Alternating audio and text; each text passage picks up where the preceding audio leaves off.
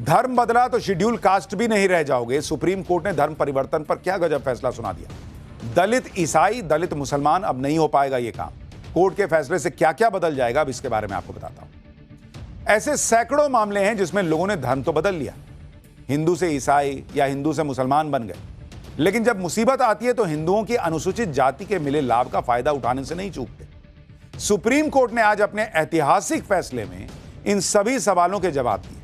Supreme court ने Andhra Pradesh high court का फैसला बरकरार रखते हुए साफ कर दिया कि धर्म बदलते ही शेड्यूल्ड कास्ट की कानूनी पहचान खत्म हो जाएगी। हिंदू, सिख या बौद्ध धर्म छोड़ने पर शेड्यूल्ड कास्ट का जो दर्जा आपको मिला हुआ है वो भी खत्म हो जाएगा। ईसाई या दूसरा धर्म अपनाने के बाद SC ST एक्ट का लाभ नहीं मिलेगा आपको। यानी अगर आपने धर्म बदल लिया तो आप SC कैटेगरी में नहीं रह जाएंगे, शेड्यूल कास्ट नहीं रह जाएंगे। सुप्रीम कोर्ट ने क्लियर कर दिया। सुप्रीम कोर्ट ने क्यों कहा कि आरक्षण के लिए हिंदू धर्म का बताना संविधान के साथ धोखाधड़ी है, आज इसके बारे में भी आपको बताऊंगा। देखिए, भारत में धर्म, जाति और आरक्षण ऐसा मुद्दा है जिस पर बात होती है तो तूफान खड़ा हो जाता है। कई लोग आरक्षण पाने के लिए अपना धर्म तक बदल लेते हैं। कई लोग धर्म बदलने के बाद भी आरक्षण का मोह नहीं छोड़ पाते। आरक्षण को अपना जन्मसिद्ध अधिकार कई लोग मान लेते हैं। अनुसूचित जाति के आरक्षण का ऐसा ही एक मामला सुप्रीम कोर्ट चला गया। पूरा मामला क्या है वो आगे बताऊंगा, लेकिन पहले जान लीजिए कि सुप्रीम कोर्ट ने धर्म परिवर्तन और आरक्षित श्रेणी को लेकर क्या अहम फैसला सुनाया। सुप्रीम कोर्ट ने कह दिया है कि अगर कोई व्यक्ति हिंदू, बौद्ध या सिख धर्म के अलावा कोई दूसरा धर्म अपनाएगा और उसका पालन करेगा तो फिर वो अनुसूचित जाति समुदाय का सदस्य नहीं रह जाता। हिंदू, सिख या बौद्ध के अलावा किसी दूसरे धर्म का पालन करने वाले व्यक्ति को अनुसूचित जाति का सदस्य नहीं मान सकते। सुप्रीम कोर्ट ने कहा कि कॉन्स्टिट्यूशन शेड्यूल कास्ट ऑर्डर 1950 में यह साफ किया गया है और इस आदेश के तहत प्रतिबंध पूर्णतः लागू होता है।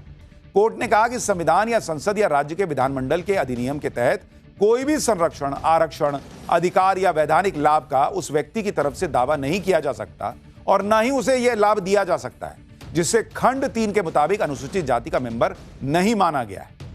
यानी अगर आप धर्म छोड़ रहे हैं, हिंदू धर्म से ईसाई बन रहे हैं, हिंदू धर्म से मुसलमान बन रहे हैं, कोई और धर्म अपना रहे हैं, तो आप शेड्यूल कास्ट भी नहीं रह जाएंगे। सुप्रीम कोर्ट ने यह बड़ा फैसला किस मामले में दिया, अब आपको वो भी बताता हूं। पिछले साल अप्रैल में आंध्र प्रदेश के गुंटूर जिले में मामला सामने आया था, जहां हिंदू शेड्यूल कास्ट से ईसाई बने पादरी चिंतदा आनंद ने सुरक्षा की गुहार लगाई थी। हिंदू से ईसाई बने पादरी चिंतदा आनंद ने कुछ लोगों के खिलाफ SC ST एक्ट में FIR दर्ज कराई। चिंतदा आनंद ने आरोप लगाया था कि उनके साथ मारपीट की गई और जातिगत अपमान किया गया, जिसके बाद आरोपियों ने हाईकोर्ट में इस केस को रद्द करने और सभी कार्रवाई पर रोक लगाने की याचिका लगाई।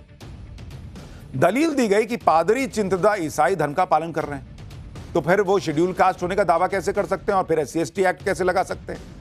चिंतदा आनंद ने भी खुद ही कोर्ट को बताया कि वो पिछले 10 साल से ईसाई धर्म का पालन कर रहे हैं।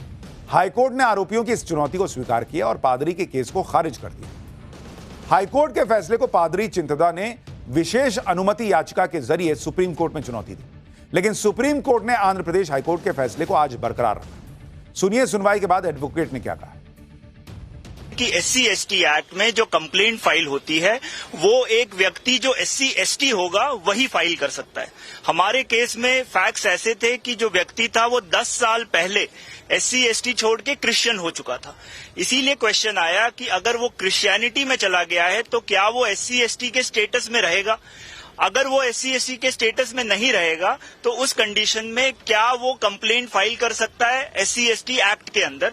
तो कोर्ट ने आज ये अहम फैसला दिया है और कोर्ट ने कहा है कि ये कंप्लेंट उसने जो फाइल करी थी वो मेंटेनेबल नहीं है।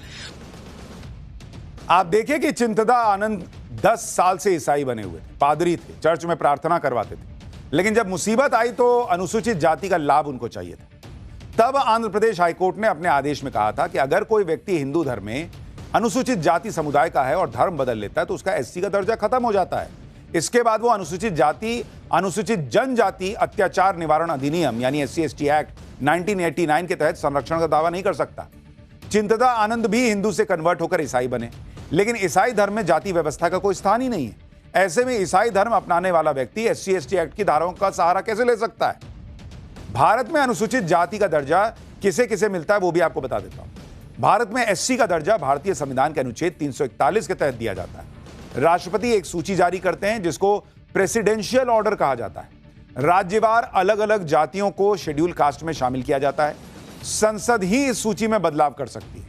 वर्तमान में भारत के संविधान अनुसूचित जाति आदेश 1950 के अनुसार केवल उन्हीं लोगों को अनुसूचित जाति का दर्जा मिल सकता है जो हिंदू, सिख या बौद्ध धर्म को मानते हैं।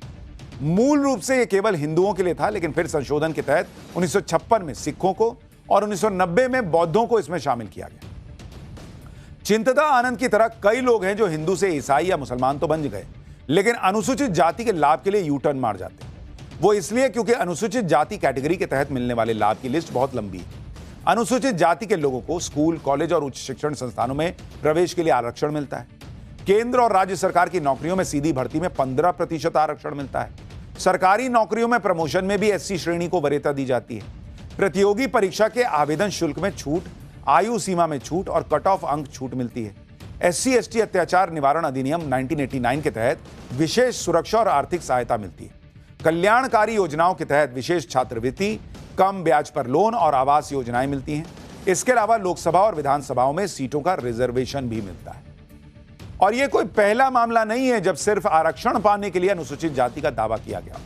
इससे पहले पुडुचेरी से भी ऐसा मामला सामने आया था। 2023 में सेल्वरानी नाम की महिला ने अनुसूचित जाति का सर्टिफिकेट मांगा। यह सर्टिफिकेट उसे क्लर्क की सरकारी नौकरी के लिए चाहिए।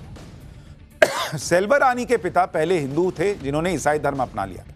सेल्वरानी ने दावा किया था कि वो अब हिंदू धर्म अपनाकर अनुसूचित जाति में शामिल हो चुकी हैं, लेकिन कोर्ट ने पाया कि सेल्वरानी ईसाई धर्म को मानती हैं और चर्च भी जाती हैं और अब नौकरी में आरक्षण के लिए अनुसूचित जाति के सर्टिफिकेट के लिए खुद को हिंदू बता रही।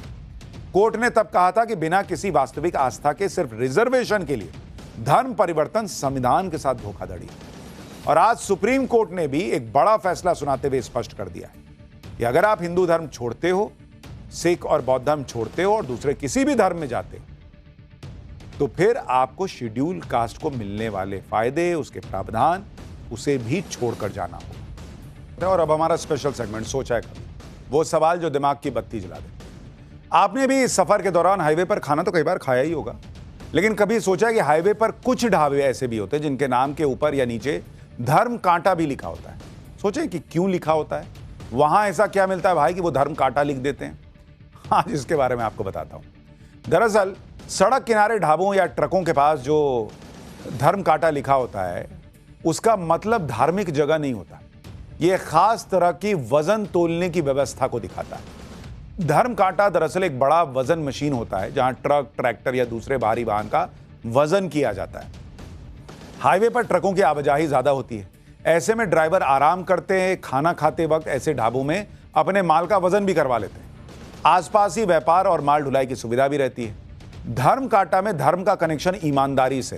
पहले के समय में इन कांटों को बहुत भरोसेमंद और निष्पक्ष माना जाता था, इसलिए इन्हें धर्म यानी न्याय से जोड़ा गया। पुराने जमाने में कई जगहों पर ये कांटे धर्म के काम यानी दान या सेवा के तौर पर भी लगाए जाते थे, इसलिए भी धर्म कांटा का नाम चल पड़ा। यानी मोटे तौर पर एक पंथ दो काज वाला हिसाब।